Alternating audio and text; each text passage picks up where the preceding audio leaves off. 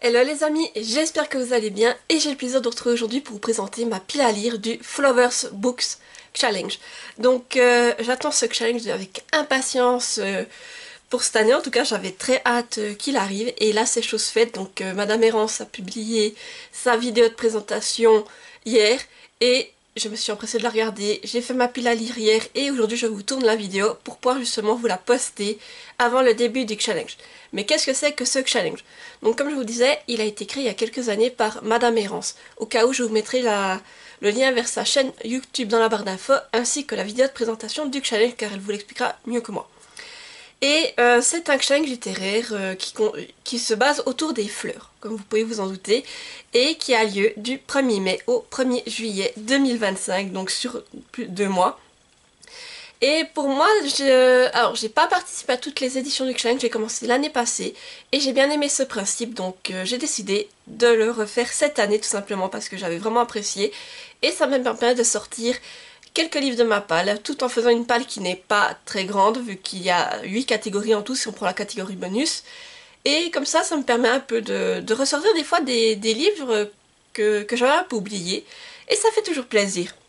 Donc ici, comme vous pouvez le constater, on va partir sur un challenge où les catégories sont des noms de fleurs.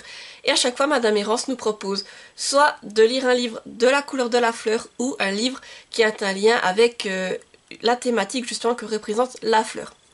Donc là j'ai fait une palle, alors je vous avoue que pour certaines catégories j'ai un peu galéré, mais je suis arrivée à trouver un livre par catégorie, même la catégorie bonus, et j'ai joué, l'année passée je vous avais dit que j'avais galéré aussi, mais j'ai joué vraiment à faire sur les thématiques en fait. Vraiment je n'ai pas regardé les couleurs, si j'avais vraiment pas trouvé, au bout d'un moment j'aurais fait avec la couleur, mais là j'ai vraiment trouvé un livre entrant dans chacune des catégories pour les thématiques et ce que représentent les fleurs. Donc je ne fais pas attendre plus longtemps et c'est parti, je vais vous présenter tout cela. La première fleur est le dahlia. Il faut donc lire un livre rose ou faisant partie d'une grande saga ou un énorme pavé. Donc comme je vous ai dit, moi j'ai joué sur le fait grande saga, donc elle a dit qu'à partir d'une trilogie on peut appeler ça une grande saga. Donc je ne voulais pas reprendre une des sagas en cours car j'ai lu certains tomes il n'y a pas longtemps et je voulais pas m'y replonger tout de suite. Alors j'ai décidé de commencer une nouvelle saga avec Les Brumes de Cendrelune, le tome 1, Le Jardin des âmes de Giorgia Caldera aux éditions J'ai lu. Je vous mets la couverture ici car c'est un livre que j'ai en numérique. Effectivement, il ne faudra pas vous fier à la miniature car beaucoup de livres que j'ai eu dans cette pile à lire sont des livres que j'ai en format numérique. Donc là on part sur une trilogie et je vous lis de suite le résumé. Dans le royaume de Cendrelune, les dieux épient les pensées des hommes et leur exécuteur, l'ombre veille, à condamner tous ceux qui nourriraient des envies de rébellion. Or, il semble que certaines failles existent. À l'âge de 17 ans, ses fils ne vit en effet que pour se venger. Depuis qu'on l'a amputée d'une partie d'elle-même et privée de sa famille, elle ne rêve plus que d'une chose, s'affranchir de la tyrannie du tout-puissant Orion, Dieu parmi les dieux, et contre toute attente, il se pourrait qu'elle ne soit pas la seule. Donc cette saga me fait vraiment très envie depuis un sacré moment. Je me dis que ce serait l'occasion de la commencer, pour le coup. Et surtout que je me dis, je sais pas, la couverture me dit que ce serait la bonne occasion de la commencer à cette période. Et je sais que mon amie Elodie de la chaîne Ingrid la lectrice l'a lu il y a pas longtemps, et en tout cas elle en a parlé il y a pas longtemps. Et je me suis dit, oui c'est vrai, il faudrait vraiment que je la lise parce elle m'a redonné envie de la lire pour le coup. Et ce serait l'occasion de me lancer dans cette trilogie, en tout cas de découvrir le premier tome, et de voir si j'enchaîne les autres tomes par la suite. La deuxième fleur, c'est l'encolie. Et là, il faut lire un livre bleu ou sur la tristesse, la solitude ou la nostalgie. Donc là, pareil, je me suis fixée sur le mot solitude car j'ai trouvé un livre qui pouvait passer avec cela. Il s'agit de L'année de grâce de Kim Liggett aux éditions Casterman que je vous mets également ici car je l'ai en version numérique. Et pareil, je vous relis le résumé pour vous montrer que le terme solitude me semble bien adapté. Personne n'épargne jamais de l'année de grâce. C'est interdit. Nous aurions soi-disant le pouvoir d'attirer les hommes et de rendre les épouses folles de jalousie. Nos peaux dégageraient l'essence pure de la jeune fille, de la femme en devenir. C'est pourquoi nous sommes bannis l'année de nos 16 ans. Notre magie doit se dissiper dans la nature afin que nous puissions réintégrer la communauté. Pourtant, je ne me sens pas magique ni puissante. Un an d'exil en forêt, un an d'épreuve. On ne revient pas indemne de l'année de grâce, si on en revient. Oui, alors effectivement, comme vous avez pu le comprendre, ces jeunes filles sont bannies pendant un an. Donc je pense que le fait d'être bannie toute seule, on est clairement sur de la solitude. D'autant plus que c'est un livre qui est dans ma palle depuis des années, dont j'avais beaucoup entendu parler au moment de sa sortie, et là, j'entends plus grand chose, donc je me dis que c'est peut-être l'occasion de le découvrir. Et c'est vrai qu'en ayant relu ce résumé, ça me fait très envie, et là, je vous avoue que c'est la catégorie que j'ai le plus galéré parce que je cherchais vraiment sur tristesse ou solitude. Et quand j'ai vu ça, je me suis dit, mais oui, solitude, ça peut rentrer. Donc voilà, ce sera l'occasion de découvrir ce livre. Surtout qu'il me semble que c'est un one-shot. La prochaine fleur, c'est la Pluméria. Là, il faut lire un livre jaune ou un livre fantastique fantasy. Donc avec des créatures surnaturelles. Alors c'est vrai qu'au départ, je voulais peut-être chercher du côté des vampires loups-garous, vu que c'est ce que j'ai le plus. Et à un moment donné, un livre a attiré mon attention car il était très adapté pour cette période et mettait en plus en scène des créatures qui me semblaient aussi plus adaptées au printemps ou à l'été. Donc j'ai décidé de lire Mystic Land de Marta Alvarez et Leia Lopez aux éditions Hachette. Voilà, je vous montre la couverture qui est juste magnifique. Et ici on va aller plus sur des fées, des nymphes, ce type de créature surnaturelle. Donc c'est vrai que ça me tente beaucoup et pour cette période je pense qu'il est tout à fait adapté et en plus il me semble c'est un one shot. Je vous lis le résumé. Il était une fois un royaume merveilleux peuplé de fées, de naïades, de nymphes et de tant d'autres créatures encore. 5 reines veillaient sur ces lieux. La bonté de Nora n'avait d'égal que sa faculté à dompter les éléments. Iris était la conseillère, elle savait lire les cœurs et les apaiser. Erin, elle était d'une force de la nature. Ses ennemis jaloux prétendaient que sa beauté cachait une coquille vide. Mais tous la redoutaient. On raconte que Luna communiquait avec les esprits et qu'elle aimait lire leur histoire dans les cieux. Et les étoiles étincelaient grâce au don de Anna, qui faisait jaillir la lumière. La vie à Mystic Land était si parfaite que les habitants se souvenaient à peine de l'époque où ces 5 jeunes filles n'étaient pas encore reines, un temps où elles n'avaient pas encore leurs ailes prodigieuses, ni le respect de leur sujet, un temps où... Mais je m'avance un peu. Commençons par le début. Voici l'histoire d'une princesse, une couturière, une comédienne, une pâtissière et un secret. Voilà, donc, comme je vous dis, ce livre me fait très envie, surtout qu'apparemment, on parle de créatures fantastiques, plus des fées, dans ce style-là. Donc ça me tente beaucoup. Et en plus, sur un one-shot, je me dis que ça peut être assez court et intéressant. Surtout qu'il est très court, je trouve. Il fait 250 pages environ. Et c'est écrit quand même assez grand et assez aéré. Et surtout, il est entrecoupé d'illustrations. C'est pour ça que j'ai vraiment envie de le découvrir. Vous voyez, à chaque fois, vous pouvez avoir des illustrations comme ça, ou un début de... Voilà, ou une page avec un bout d'illustration. Donc vous voyez, je me dis ça va être très vite lu. Et surtout que les illustrations ont l'air magnifiques. J'ai déjà lu Strawberry Moon de Leia Lopez. C'est un peu le même style avec une sirène. Et je me rappelle que j'ai beaucoup aimé ce côté jeunesse qu'on y retrouve. Une histoire simple, mais vraiment c'était prenant. Et là je me dis qu'avec des fées, tout ça, et un univers plus fantasy, ça me plaira également. Et j'ai vraiment hâte de me lancer. Surtout que j'ai essayé de mettre un peu tous des petits one-shots dedans. Et ça me permettrait de les lire pour l'occasion. La prochaine fleur, c'est la Capucine, où là il faut lire un livre orange ou sur une victoire dans la lutte, sur la résilience, ou qui met en avant l'adversité. Alors là j'ai décidé de mettre le dernier tome d'une saga. Ça me permettra de le lire parce que ça fait un moment que justement j'ai lu le tome 1 et il me reste que ce tome 2 à lire pour la terminer. Il s'agit du deuxième tome de Sphera, pour Renette d'Alice Nin aux éditions Explora. Je mets la couverture également ici car c'est un livre en numérique. Et je vous avoue que j'ai peut-être fait un peu traîner cette suite parce que j'ai peu de souvenirs du tome 1. Je vais essayer de me trouver un résumé spoilant, comme ça je pourrai enchaîner avec cette suite et justement finir cette duologie. Donc ici j'ai vraiment joué sur les mots victoire dans la lutte. Parce que justement je vais vous relire le résumé du tome 1 et on part clairement qu'il va y avoir un combat pour arriver au bout au bout tout simplement. Et si un autre monde veillait sur vous? Sphera, le monde parallèle qui maintient l'équilibre de la Terre, est menacé. L'énergie qui l'anime vacille. Kangjem, natif de la sphère, et Lucie, son élève terrienne, se rencontrent. Ils ignorent qu'ils vont devoir s'allier pour sauver leur monde. Peu à peu, les secrets éclatent et les masques tombent. Le temps est venu de tout recommencer. Pour cela, ils doivent choisir se battre et rester, ou laisser Sphera décider de son avenir, vaincre ou ne rien sauver. Voilà, donc oui, et comme vous le voyez, on met clairement en avant le fait qu'il y aura une bataille pour la victoire. Voilà. C'est pour ça que je me suis dit qu'il entrait parfaitement dans cette catégorie. Je me rappelle que j'avais bien aimé le premier tome, mais comme je vous dis, ça fait des années que je l'ai lu, et j'ai pas enchaîné tout de suite avec le 2. Bon, je me suis procuré il y a pas longtemps le tome 2. Et c'est vrai que je me dis, j'aimerais quand même bien connaître le fin mot de cette histoire.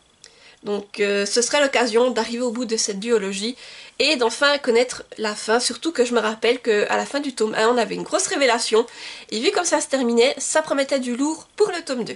Donc vraiment il faut que j'y aille et ça fera comme je vous dis une saga de liquider dans ma pile à lire.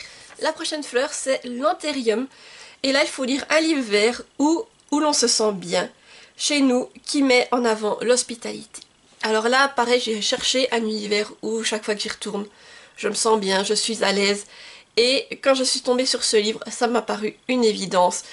Je vais continuer les Heartland. Donc là, c'est le tome 7 et le tome 8, Le Champion Brisé et Le Cœur Noué de Lauren Brooke aux éditions Pocket Jeunesse. Soit je monte la couverture.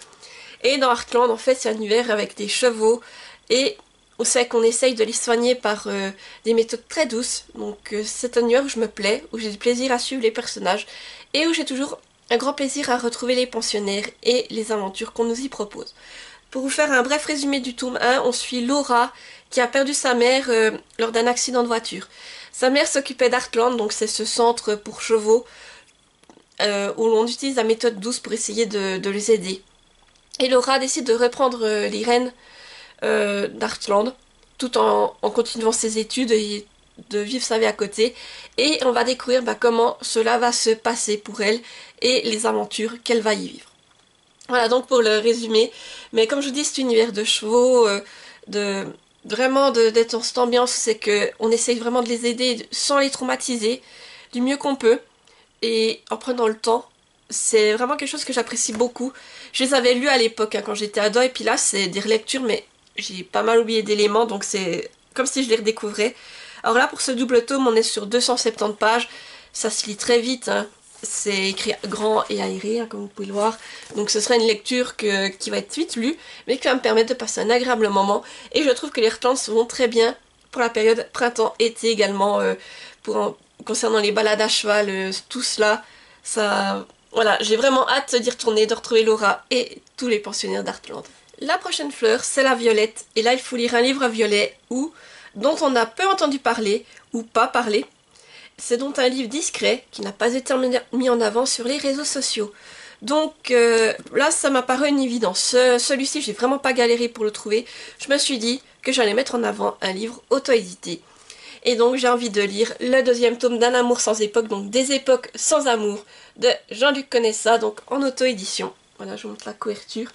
Et pour vous faire un bref résumé, nous sommes en 2646, le monde a vécu l'apocalypse et est en train de se reconstruire dans des cités en réapprenant de ses erreurs. Nous sommes donc à Alpha, et là on va suivre Kevin, qui vit dans ce nouveau monde où les sentiments n'ont plus vraiment leur place. Kevin, il est nostalgique de l'ancien monde qu'il découvre à travers les livres, notamment à travers les romances qui le touchent profondément d'une Emma Hamilton. À notre époque, nous suivons Emma. Elle est romancière, elle a du succès, mais elle n'arrive pas à trouver un homme qui lui convient. Et elle craint de ne jamais rencontrer l'amour de sa vie. Kevin va un jour remporter la loterie qui lui permet de voyager dans le temps et de retourner à l'époque dont il a envie. Il va donc saisir cette opportunité et partir à l'époque où a vécu Emma Hamilton, la romancière, dans le but de la rencontrer. Voilà donc pour le résumé du tome 1. Et donc dans le tome 2, nous allons suivre, je crois, plus en détail d'autres personnages, mais tout en continuant à suivre ceux du premier tome. Et ce premier tome, alors comment vous dire, ça a été une lecture pleine d'émotions, très belle. Et je crois que ce tome 2 est sur une toute autre ambiance, mais à découvrir. En tout cas, j'adore la plume de Jean-Luc Conessa. Et je me suis dit que j'avais envie de justement lire cette suite rapidement. Et quand j'ai vu la catégorie, je me suis dit c'est parfait, ce sera l'occasion de la classer dans ce challenge. Donc le deuxième tome, il me semble qu'il est plus petit.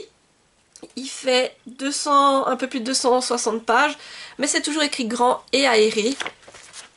et j'ai vraiment hâte de découvrir ce qui va arriver à nos différents protagonistes dans cette aventure, surtout que c'est le dernier tome et que ça me permettra aussi de terminer une saga. La prochaine fleur, c'est la tulipe, et là, il faut donc lire un livre rouge ou sur une romance passionnelle. Alors, romance passionnelle, je ne sais pas, mais en tout cas, il y a une romance et c'est un livre que j'ai envie de lire depuis un moment, donc j'espère avoir le temps de les lire cette fois.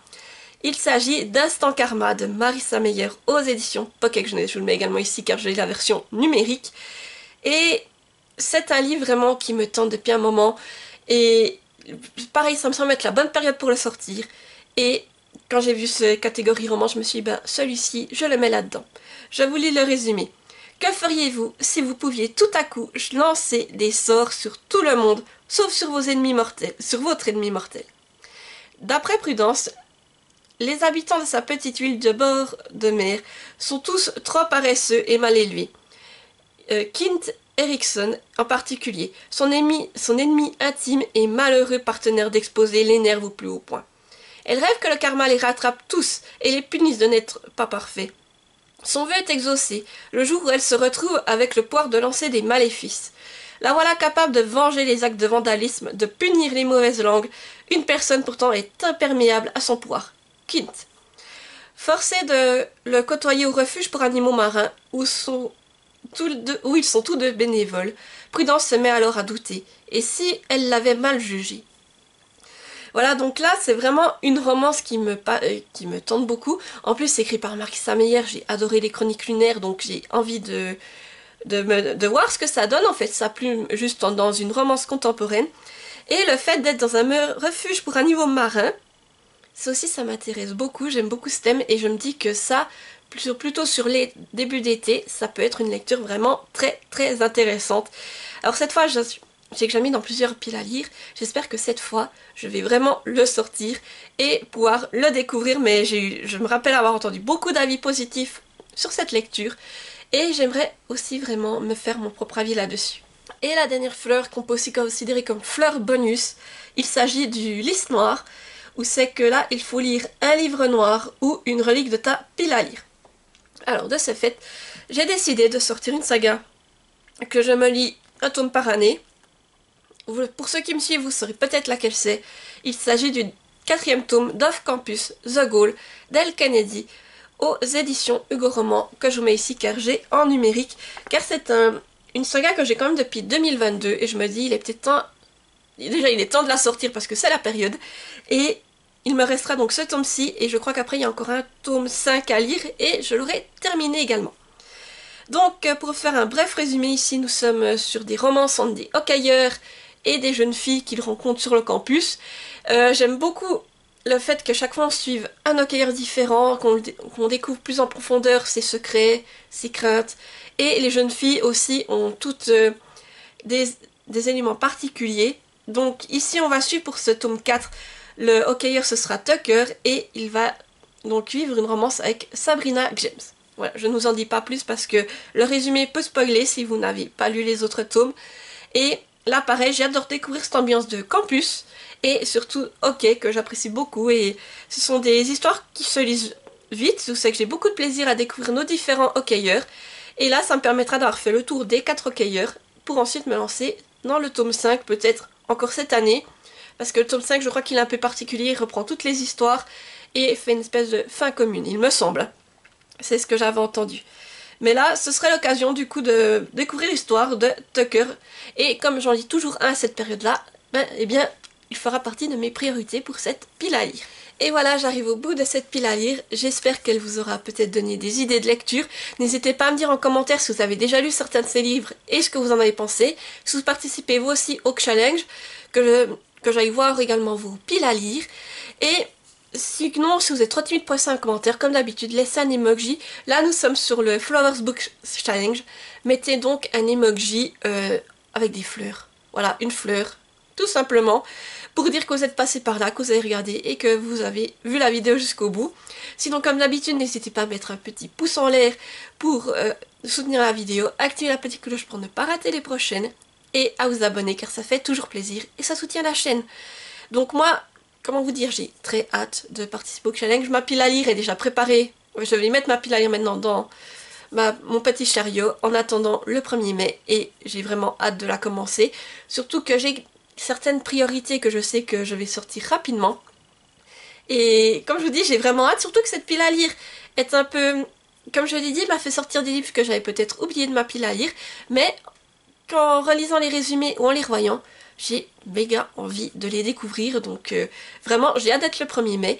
Et je remercie encore Madame Errance d'organiser ce challenge parce que je l'apprécie beaucoup. Et c'est une période aussi qui m'inspire pas mal, surtout avec le thème des fleurs, donc voilà, merci de l'organiser toutes ces années.